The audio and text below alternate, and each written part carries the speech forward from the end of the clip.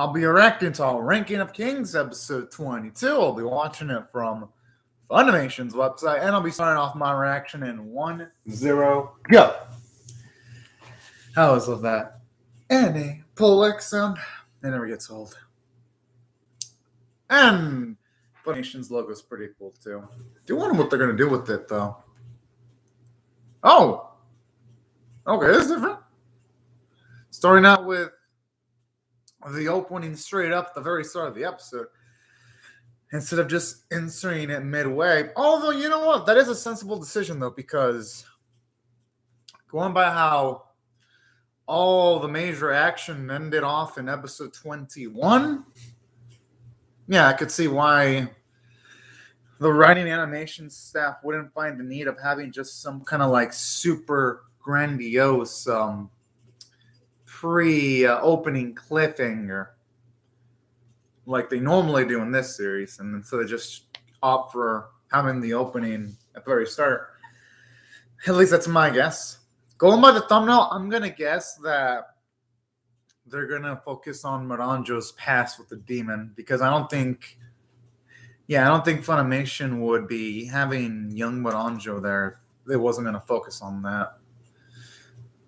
Unless it's sort of like a deception tactic and we're only going to get like maybe a few seconds of Miranjo's past. And it'll focus on other things too to throw us off what would actually happen, because I know some Funimation anime do that, where they would sometimes have a thumbnail of a character that shows up in the episode for like 10 seconds, but then it focuses on someone else entirely different. Wouldn't be the first time. Either way, I'm pumped up, because whatever the series focuses on, it'll be okay. Promise to the demon. Oh, okay. I'm glad at the very least our boys that doesn't need back.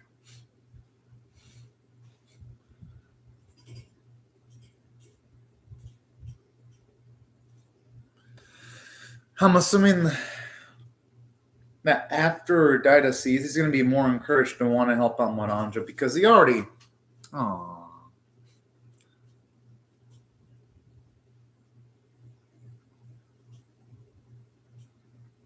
I mean, what happened?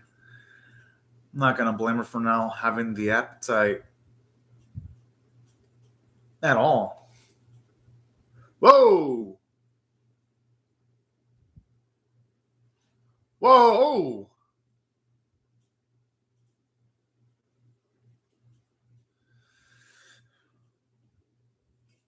Whew. Yo, it's actually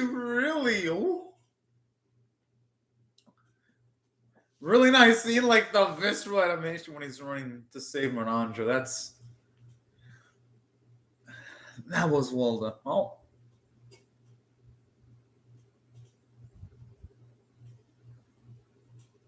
Aww.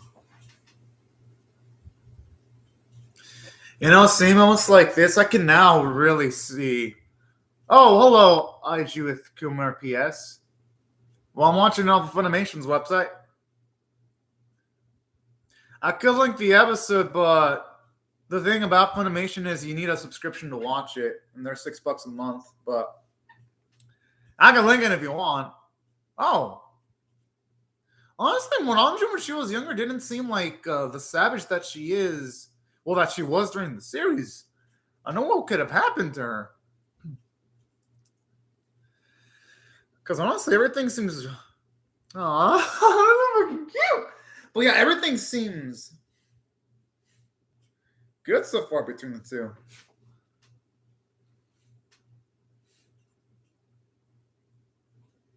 Oh.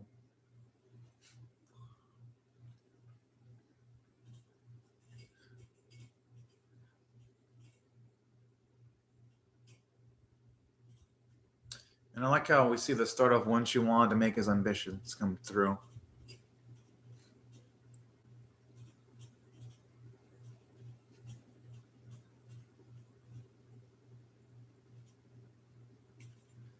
Interesting though how at the very least...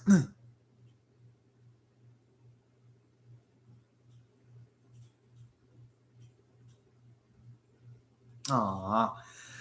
It's just a shame though that they both did some savage ass things just to make Bose's dream come true though.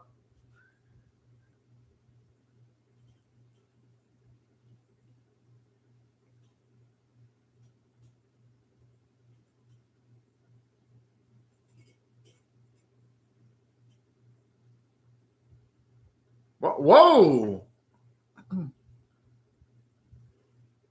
I mean, hey, she's just showing concern.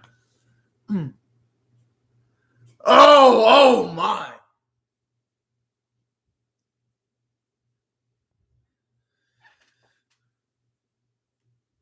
Oh, the guy that they showed in the. Well, it seems like one of the guys they showed in the flashbacks.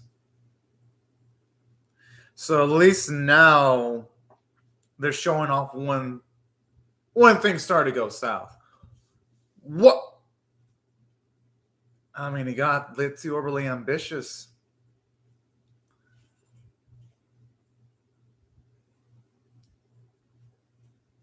I'm assuming he is going to use magic.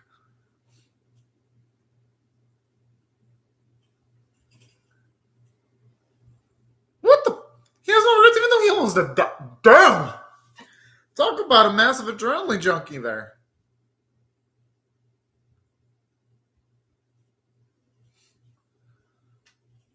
Oh, fuck. And that explains why he was willing to find China have a child. Oh. Fuck!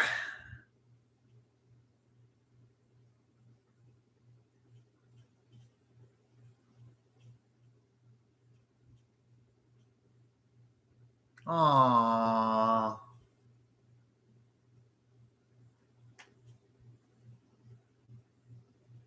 But now it makes me wonder what she requested for now.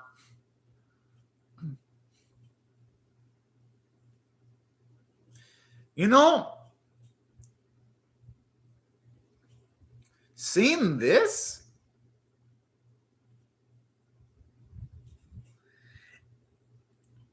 that demon must have been patient as shit to have given Mananjo 2 freebie. I mean,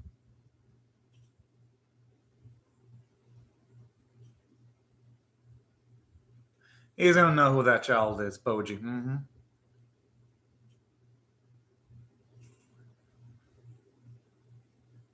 Hopefully, there he starts to treat Boji a bit better when he sees him again. No. Oh! Oh, damn. Oh. I mean, I was expecting a reaction from that, but not that kind of fiery and intense reaction, though. Whoa. But damn, that was a great moment there. I'm assuming now he feels it's a bit empty.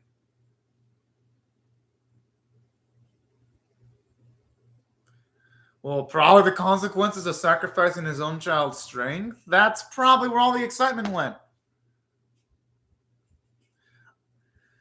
Honestly, I don't feel bad for this fucker at all. I don't.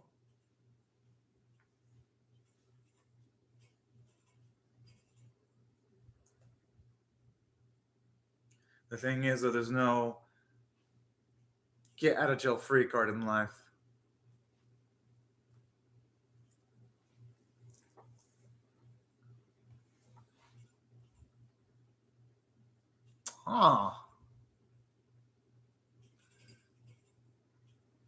Some, oh boy, that has made quite a lot of wrong choices. But thankfully, though, that is on the path of making the good choices now.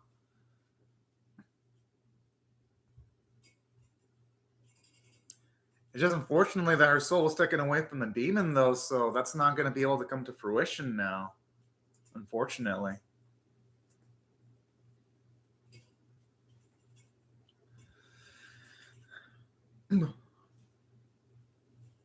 That is going to be quite the tough ask, though. He's essentially asking his son to go into, like, whatever demon realm that this demon fuck is going to go to. Somehow get Moranjo back while also surviving simultaneously too. That's quite the tough ask there. And yes, pun intended, because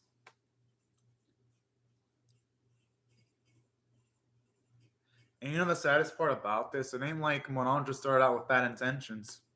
Because the flashback now contextualizes that she had the best of intentions. She just wanted a plain life, but it's just that Bose got absurdly greedy.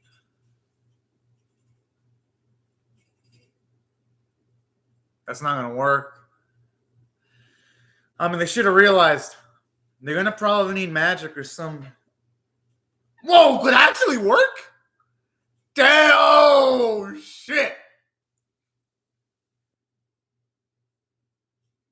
I don't guess it's going to be able to regenerate, though. I mean, there are creatures. No, that's too easy. It's going to regenerate. Yeah, oh, yeah. I mean, this is a demon we're talking about.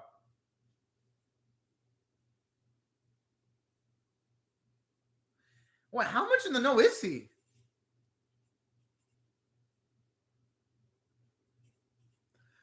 Oh, boy. Oh, probably because it'd be great cost behind that.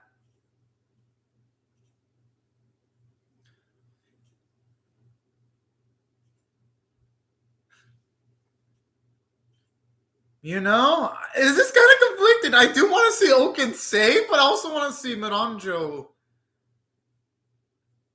I mean, I don't want to see Miranjo suffer an internal condemnation either. I don't mean that wish, but what would be the cost? Unless there's no cost because they just have absolute leverage over the demon right now. Oh, man. I love Dido's such a gentleman now. And that's a lot of character development for him.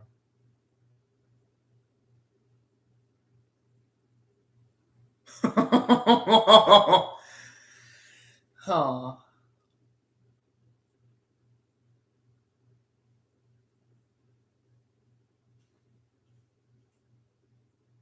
Oh. Okay, gotta be. That's a sweet scene there. I always love seeing Moji's politeness.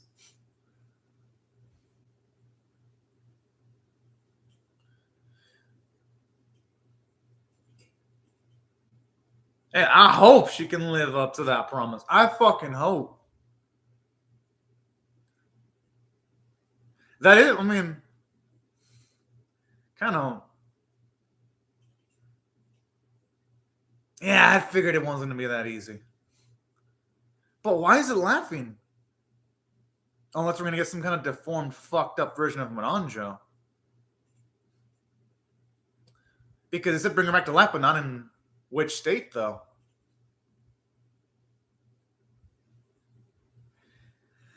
Yeah, I'm not going to blame her for being pissed. Because from his perspective, it's not all the bad stuff that Oaken's done ain't because Oaken did of his own free will. And Miranjo, you could argue that she did some of the bad things of her own free will, even though.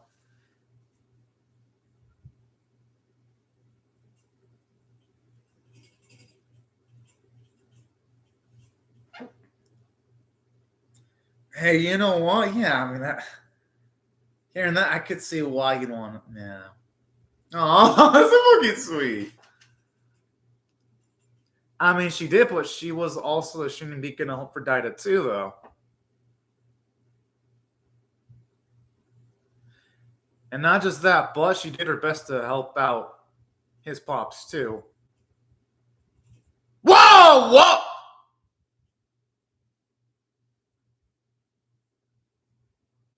Whoa! Well then. Yeah, I can see why. She's going to think she's not fit for it.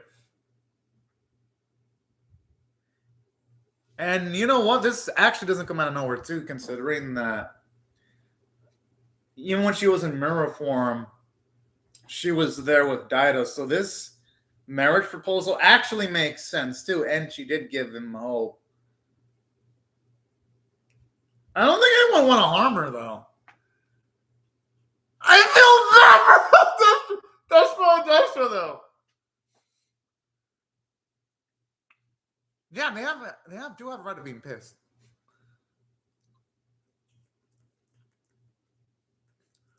Because honestly, let's look at it. Yeah, Miranda's done some fucked up shit.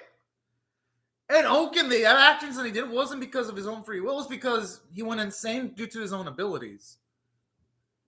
Again, I'm not going to blame their anger. Their anger is realistic. And Miranda does have to suffer at least some psychological consequences for what she did. Oh. And that right there, that's why, don't get me wrong. I'm glad that Miranjo was saved and all, but that's why I wanted Oaken to be saved first, because the dude is just such a sweetheart. And the little flashes that they showed of him.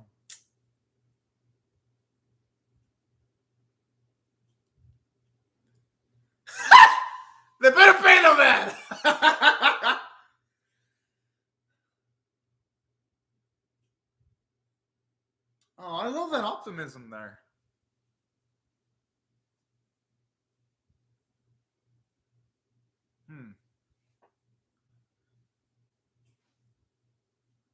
Oh. Well, yeah, honestly, with all the suffering Menage went through, no one deserved to go through the suffering she went through.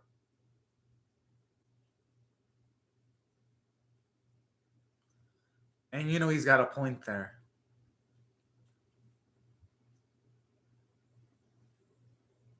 And you know what?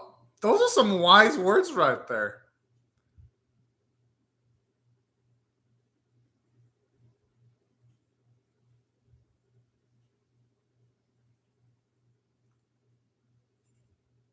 Man, honestly, he's the bros among bros right there. Oh. Oh. Oh, that's so damn sweet.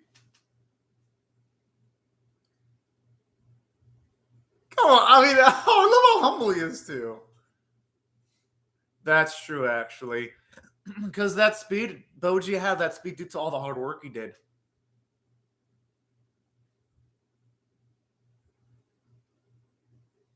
He honestly did. Boji couldn't have found himself a better teacher. Because Boji didn't just learn how to become much more proficient with the blade. He became a better man, too, for it. Oh, yeah, this show's not going to be. Oh, man. But someone's going to have to tell him. I'm going to guess the brother's not going to be all too happy. Oh, my.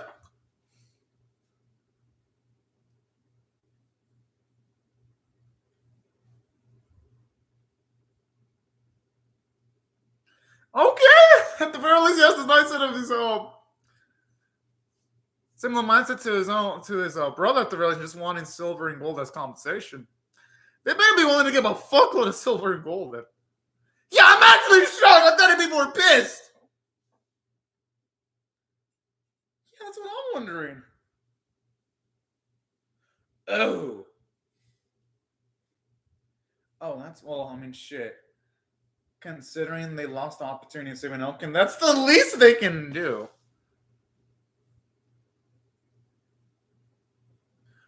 For now. It's been resolved for now.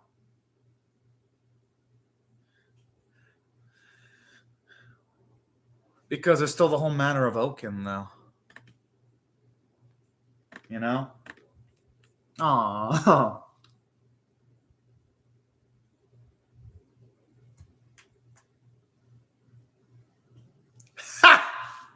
I love how Alien is such a sin today.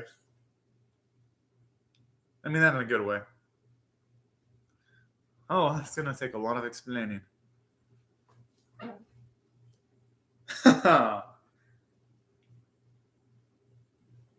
Oh, I mean, it makes sense you'd have that much faith in Belgium.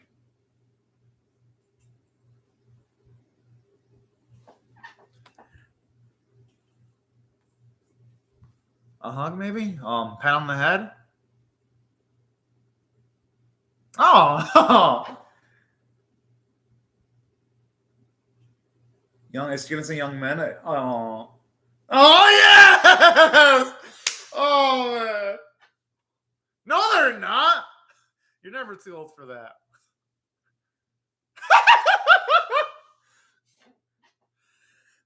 But yeah, her boys have grown into men. Oh.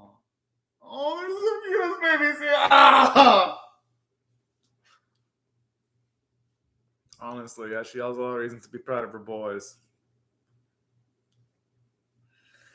Oh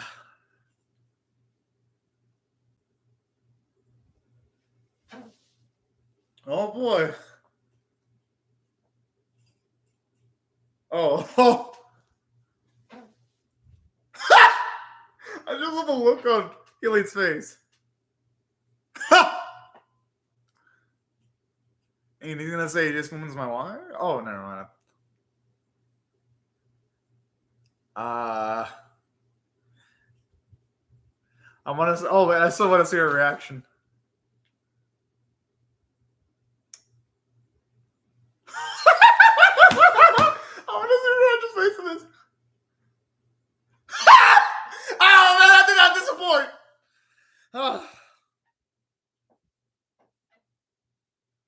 Oh man, this spectacular stuff from start to finish.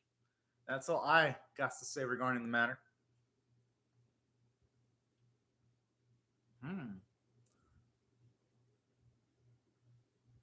I wonder why I'd have to be saying that.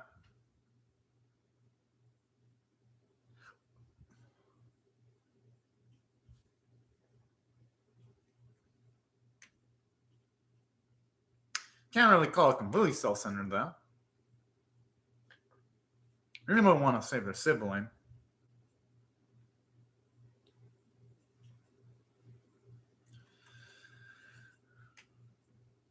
Huh.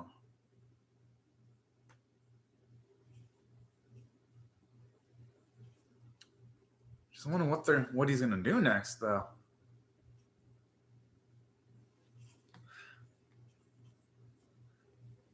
Man, but what? Oh. The overall great episode though. I'm gonna give this one a 9 out of 10. It was honestly one of the best rankings of King's episodes by far. Like, I can say that without any debate. Let's see what this episode provided that made it so amazing. For one, massive amounts of plot progression because Moranjo was saved. And I like the quick thinking of everyone to put the demon into some deep shit in order to force him to bring Moranjo's life back. Because I was sort of expecting this anime to be going the route that most anime would take. Like, let's see, there's a character that needs to be rescued. You would normally get a situation where it's like, you're going to get a 12 episode arc. No, this is like, fuck that shit. We're going to like have Moranjo saved now. I'm like, okay, this is fucking cool. And creative because most anime would drag their feet with stuff like that. This series doesn't do that though. And that's what I love about this series. When it does surprising things like that. And something else that I also really loved about the episode was just that bit where they've got Dasher pretty much just bitching the fuck out of the demon. And then the captain lopping the head off. That was so damn nice right there. Just seeing their coordination. It was grandiose. And especially since they had to give Dasher, at the very least, his own moments in the episode. And they did it magnificently. And that wasn't the only bit that I liked about the episode, though. Just like the reactions from Yillian when she straight up is shocked that her boy of all people wants to marry Moranjo. I thought that was so damn sweet. And there was some emotionally strong bits too, like when she's hugging her boys and then she remembers when they were babies. I mean, that was so fucking cute. Like stuff like that really not only gave the episode a sense of grandiose and epicness, but also an emotional touch to it too. That's it from a writing standpoint. It was great. And my goodness, but from a character standpoint, there's a lot. You see Daida mature because in this episode, you can tell he feels sympathy towards Boji now. And he looks at Boji much more positively now, too, and he respects Boji, which is something that Daida hasn't done in the series. We never really have seen him respect Boji. So there was growth there, and we see Daida's maturity, too. And forgiving Moranjo.